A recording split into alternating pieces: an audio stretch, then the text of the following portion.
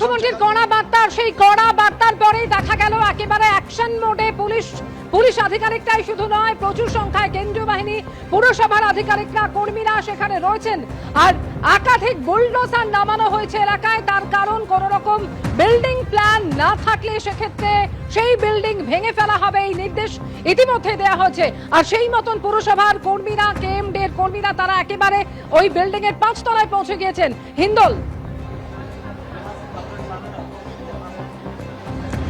একেবারে তোমাকে বলে রাখি, মুখ্যমন্ত্রী শুভেন্দু অধিকারীর এই নির্দেশের পর একেবারে অ্যাকশন মোডে কিন্তু দেখা যাচ্ছে কলকাতা পুরসভা, পিডব্লিউডি সহ প্রত্যেকেই কিন্তু রীতিমতো, কেএমডিএ সহ তারা কিন্তু প্রত্যেকেই সেই অ্যাকশন মোডে চলে এসেছে।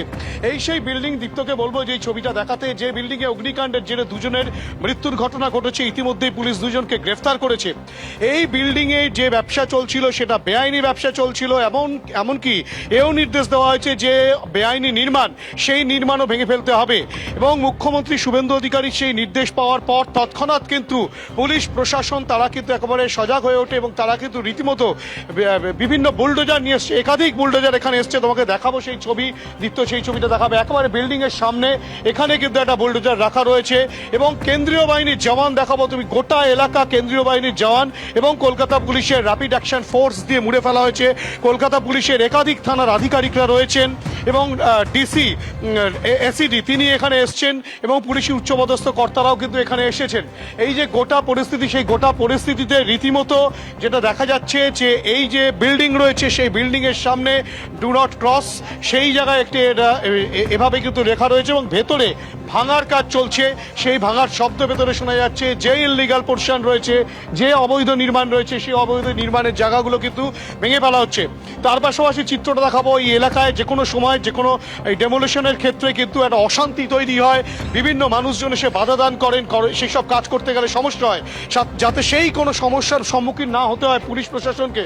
সেই কারণে যেটা দেখা যাচ্ছে যে একাধিক পরিমাণে কেন্দ্রীয় বাহিনীর জওয়ান তারা কিন্তু গোটা এলাকাটাকে ঘিরে রেখেছেন যাতে এখানে কেউ প্রবেশ করতে না পারে, সেই বিষয়টা দেখা হচ্ছে।